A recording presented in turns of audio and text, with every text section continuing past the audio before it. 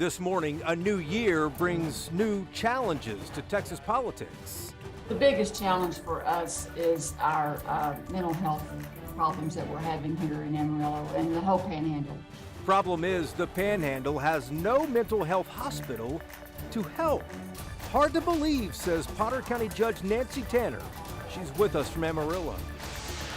Travis County facing a worrisome trend as we start this new year. Fentanyl overdose deaths are surging. What is causing the increase and what exactly is the county doing to try to stem this? Travis County Judge Andy Brown takes our questions from Austin in just a moment.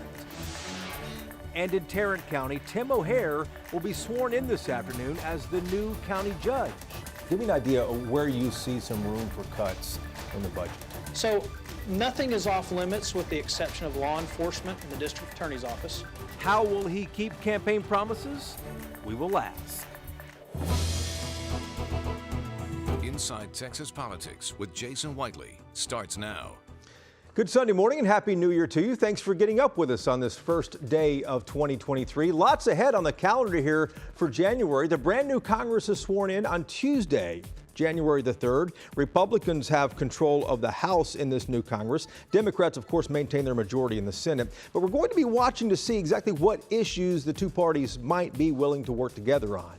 The Texas legislature, it reconvenes in Austin on January 10th. That's a week from Tuesday. One of the big questions, how will lawmakers spend the state's $27 billion surplus? Republican leaders again talking about ways to lower property taxes. And Dallas and Houston have mayoral races this year. And here's a fact that's really hard to believe. Neither Dallas nor Houston have ever elected a Hispanic mayor. It's remarkable because Latinos are the largest populations in both of the cities. Still, no Hispanic has yet declared to run for either of those jobs this year. We are starting 2023, though, with a brand new county judge in one of the state's largest counties. Tim O'Hare is sworn in this afternoon at 1:30 in Fort Worth. He is new to the position, but not to politics. O'Hare told us he is looking to build a consensus right now with Tarrant County commissioners so he can try and deliver on his campaign promises. Judge-elect, good to see you. Let's start with the single biggest challenge you see going into 2023. What is it? It's probably getting spending under control. So as we talked about, from 2016 to 2020 in Tarrant County, population plus inflation over that time period only went up by a little over 12%, but spending in the county went up by over 40%. So we got to cut the budget and provide some real property tax relief. You've seen this, been around a long time. You get a lot of elected officials that go in and cut a tax rate by 1/4 cent, 1/2 cent, and then claim they cut your taxes. When you get your bill, it's higher. We're going to actually provide real tax relief, and I got to get 2 more votes to do it. Well, before we get into the votes and what Commissioner's Court looks like, give me an idea of where you see some room for cuts in the budget. So nothing is off limits with the exception of law enforcement and the district attorney's office. So we want to make sure that we're tough on crime. I talked about that during the campaign, and that's something we'll continue to do throughout the entire time I'm county judge. But everything else is up for looking at and cuts. A couple of things in particular, our IT budget. We have an app development budget that is, I think, $17 million, which seems outrageous to me. There's also the medical examiner's office. In about a 2-3 year time period, their budget went up 60%. So that's a huge increase. But there's in any government entity, there's always a lot of bloat, and we're going to do everything we can to fix it and bring it down. Let's talk about the votes on the county commission. It remains divided. Republicans do have a majority, 4 Republicans, 2 Democrats there. How do you get these things cut, the budget cut, or any other goals accomplished? Well, it's 3 Republicans, 2 Democrats, and so we have the majority. You have to still, regardless of what your numbers are, you have to go make a case. You have to persuade. Do you think you can persuade them? I do. And one of the first things I did, in fact, after the election, November 8th, the first thing I did the next morning regarding this office was I called Commissioner Roy Brooks, a Democrat, been on there a long time, and set up a lunch with him, met with him. There's a lot of things we're not going to agree on, but I hope that he'll work with us on providing real property tax relief, and I'm hopeful that he will. Legislature reconvenes here shortly. What's on your legislative wish list? So it's the property tax reform that Governor Abbott campaigned on, talked about, and Lieutenant Governor Patrick did as well. And a lot of times the local electeds say, we want local control, we want local control. What I want, first and foremost, is property tax relief. We need it. Property taxes are too high across state, but especially in Tarrant County. So I'll be down there for that. Also, along the same lines, we have, I think a great idea would be to limit appraisals, cap them at a 2.5% increase annually. So right now, they're 10%. Well, that's a tremendous burden for everyone. So if we could get something passed where 2.5% was the tops, I think it puts us all in a much better position. And then other issues before the legislature, fentanyl is out of control in the state. A lot of people think it's strictly related to the border, but I just think it's a change in our culture in many ways. So we want to address that. We want to address that in Tarrant County. We want to address that statewide. And human trafficking, sex trafficking, in Tarrant County, in the last several years, they've rescued 500 people from sex trafficking, including a 4-year-old. We have to take that more seriously, and we have to protect our kids. You're one of the few local candidates endorsed by President Trump. He's running for re-election again. Are you going to endorse him? Well, nobody's asked me, and it's a long time until March of 24. So I don't know yet. We'll wait and see what happens. Judge-elect, good luck to you. Thanks, sir. Property tax relief is also a priority for state lawmakers in addition to there in Tarrant County. State lawmakers reconvene in 10 days, but what exactly would property tax relief look like this legislative session? Is it meaningful? Will you actually see a reduction in what you pay on your annual bill, or will it not grow as fast? Ian Mitra is a senior managing editor at the Texas Tribune in Austin. Ian, good to see you again. Republicans really seem intent again this session on getting something done, and it sounds like all ideas are on the table. Yeah, and I think when you have a $27 billion surplus, then there's a lot of ideas that are at the table. And, with Republican leadership, it starts first and foremost with property tax reduction. And so, we've heard about this through the campaign. Governor Abbott has talked about as much as half of the surplus to be being used on property tax relief. We've seen the lieutenant governor kind of push back on that, citing the constitutional spending cap. I think, there's going to be a lot of push and pull on this, but at the end of the day, you're going to see some significant, in terms of overall state numbers, property tax reduction out of this session. A lot of folks cannot wait for that. Let's talk about the new head of the Texas electric grid saying that the electric grid still remains vulnerable if we were to have another winter storm Uri. Lieutenant Governor Dan Patrick says he wants to create incentives to build more natural gas plants. That would take years to actually happen, though, wouldn't it? It would take some time, and also they're also looking at the kind of the power market as well, and kind of how to reset that to kind of foster more power generation, which may have a little bit more of an immediate impact. The governor, Greg Abbott, talked during the campaign about things being largely resolved in regards to the grid during the campaign. I think the lieutenant governor really wants to build more natural gas capacity in terms of powering the market. I think you'll see some kind of legislation moving forward on that, because I think overall, I think that Texas wants to see some kind of action on the grid. So we'll see something come out of the session. All right, Ian, thanks a lot. Back to you in just a moment here. Coming up next on the program, a major need in the Texas Panhandle. Potter County Judge Nancy Tanner asking the state legislature for help. She takes our questions from Amarillo. And Travis County faces 2 issues going into the new year, not the usual problems like affordability or homelessness. County Judge Andy Brown with us from Austin when we come back.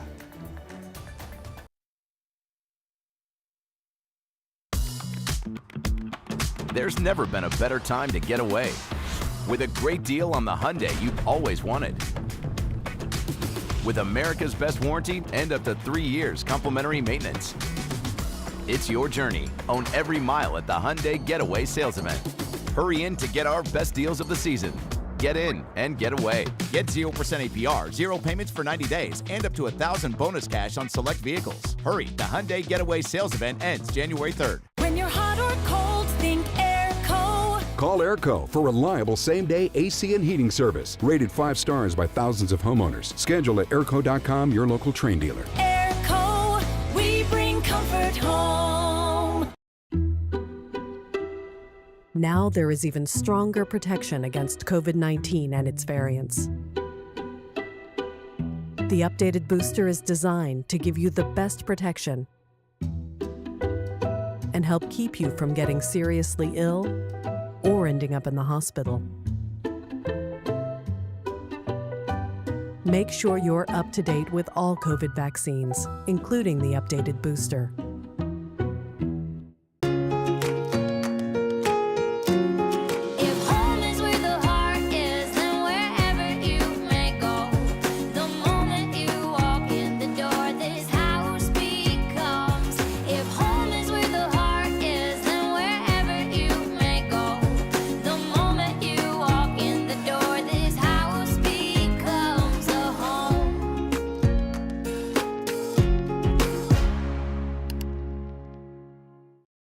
Attorney Thomas J. Henry is recognized across the nation for taking on the tough cases and obtaining results that speak for themselves. From the time he was a young man, he's had a passion for helping others. And after 35 years of being an attorney, he still wakes up each day with that same burning desire. Thomas J. Henry, the name you know, the firm you trust.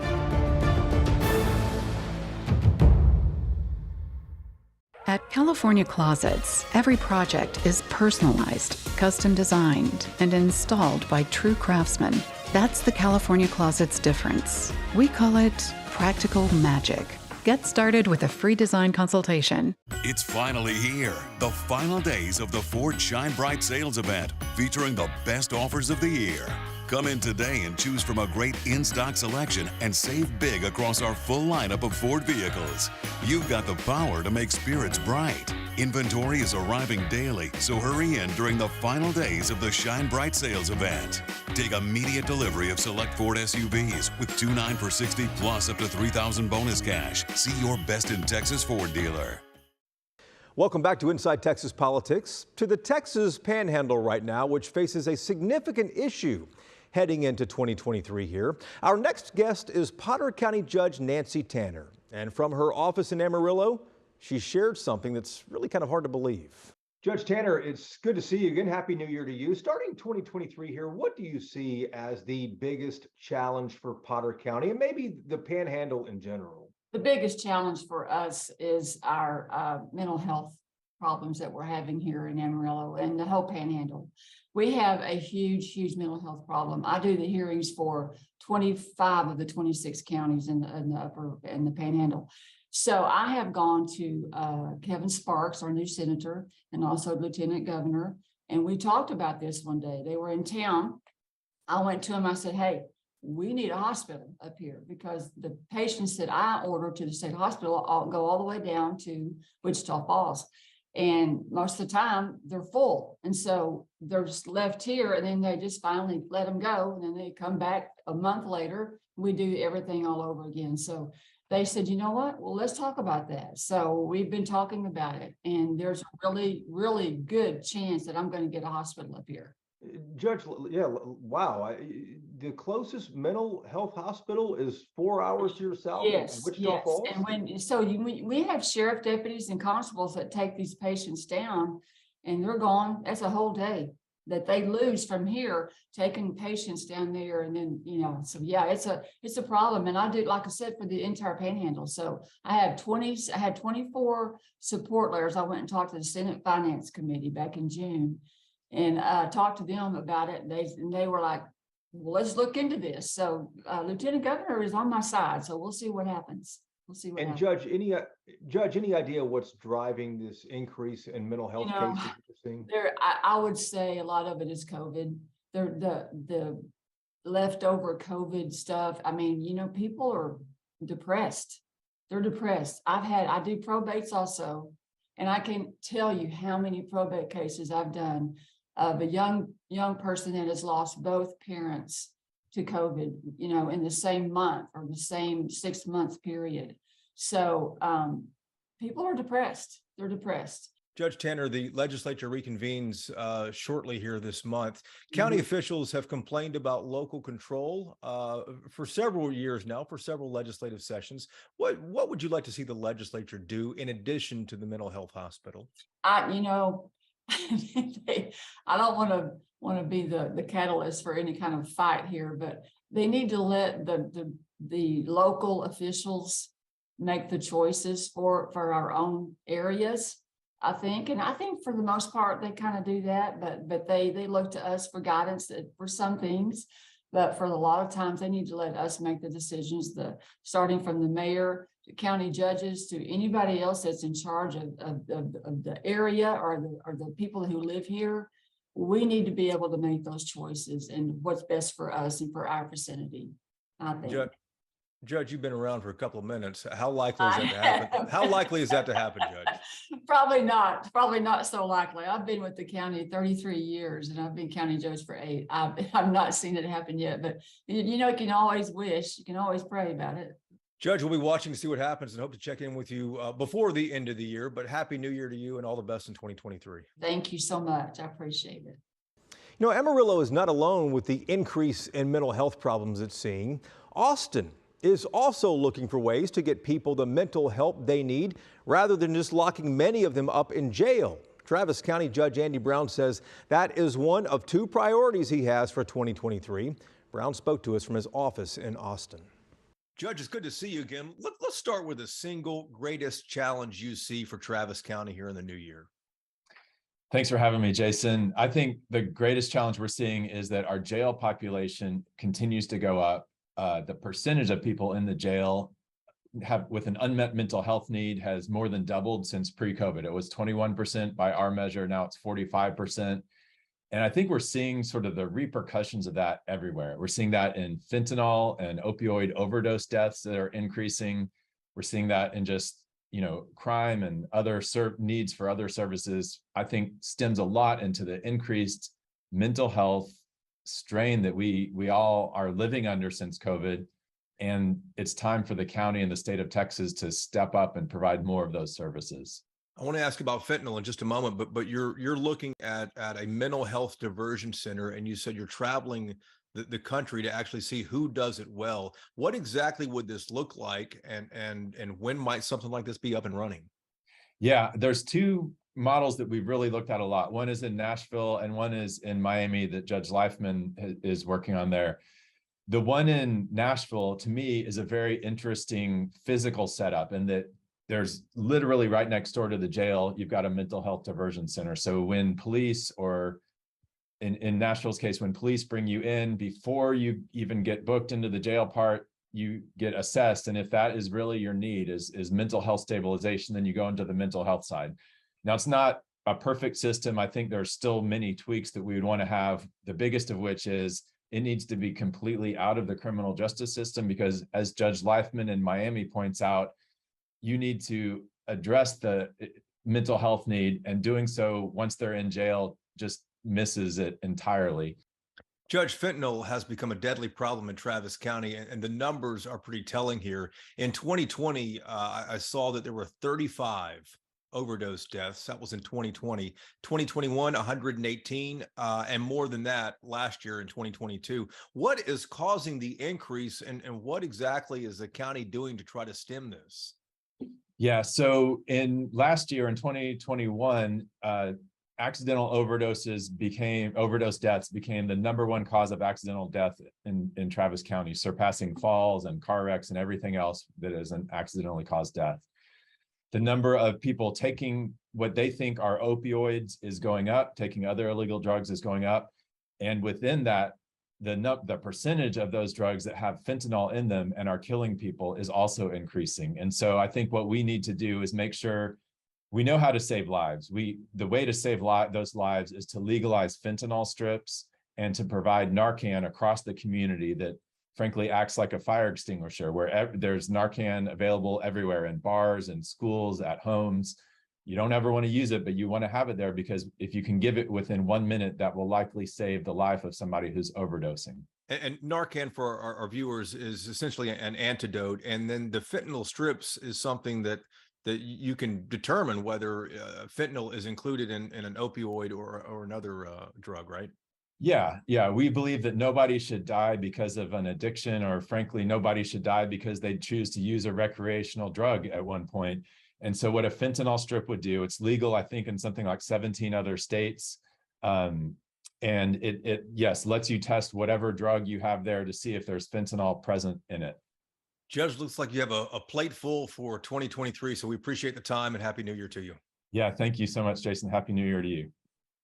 The Texas legislature reconvenes a week from Tuesday. The Roundtable has some predictions on what we might see happen in Austin over the next 6 months. Stay with us.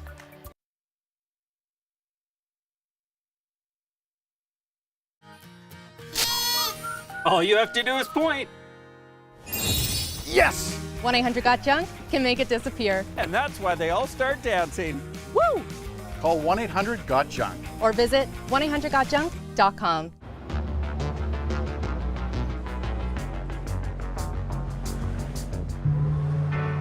Distinctive in design, meticulous in craftsmanship,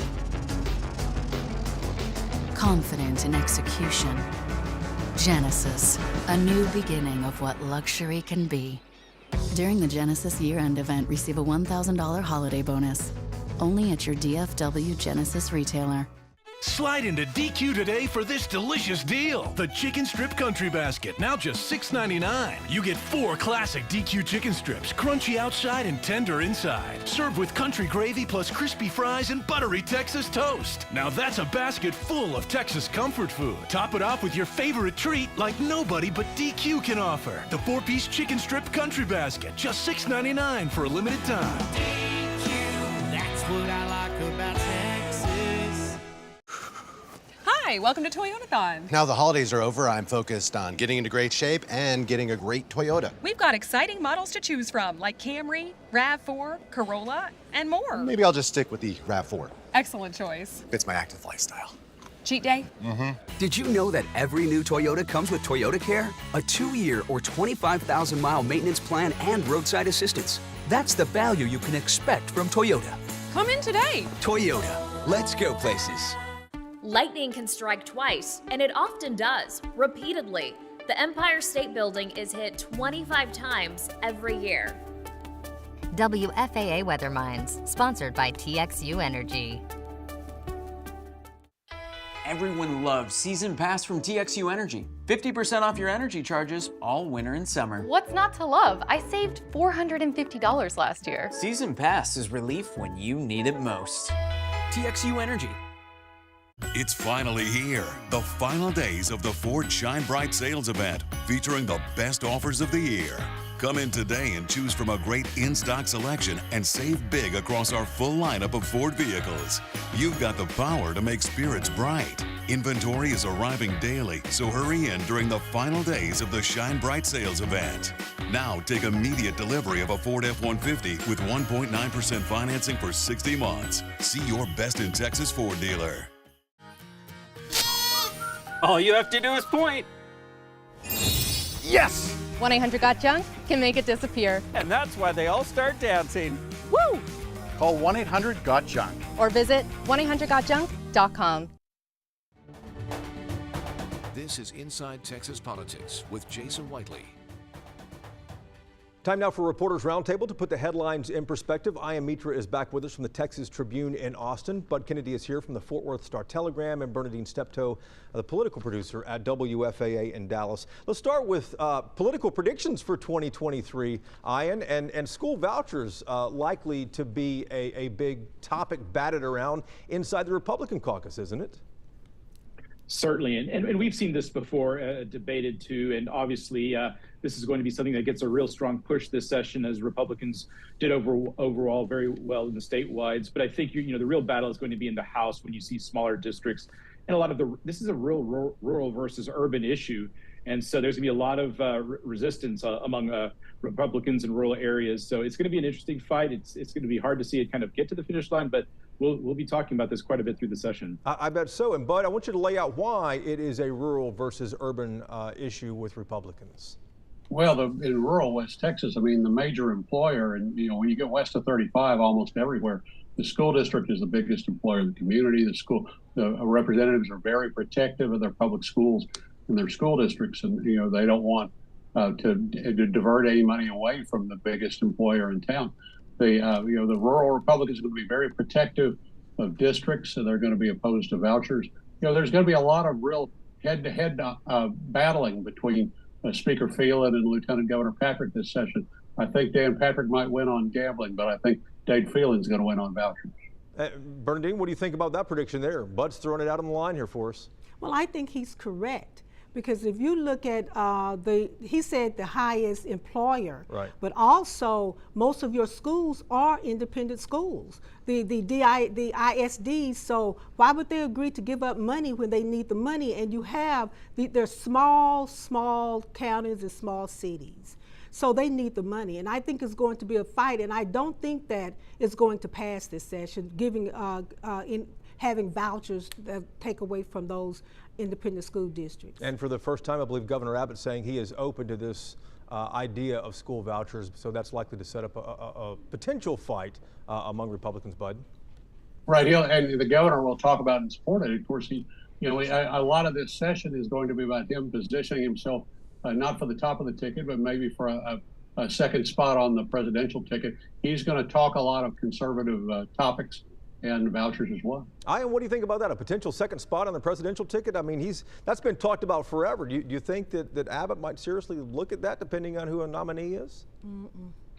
Well, he's been governor since 2015, and he's probably thinking about what might be next, and that's a potential opportunity for him too to be on a ticket. Obviously Texas is a strong Republican state that could be very appealing on a ticket like for 2024. So yeah. I think it kind of depends, but it could be of interest for sure. Bernadine, before Ian could even say a word, you're already saying Well, you know what? One thing that the governor has said is that when you're talking about the vouchers, is that he will think about it, he'll consider it, but he has not totally committed to getting it passed.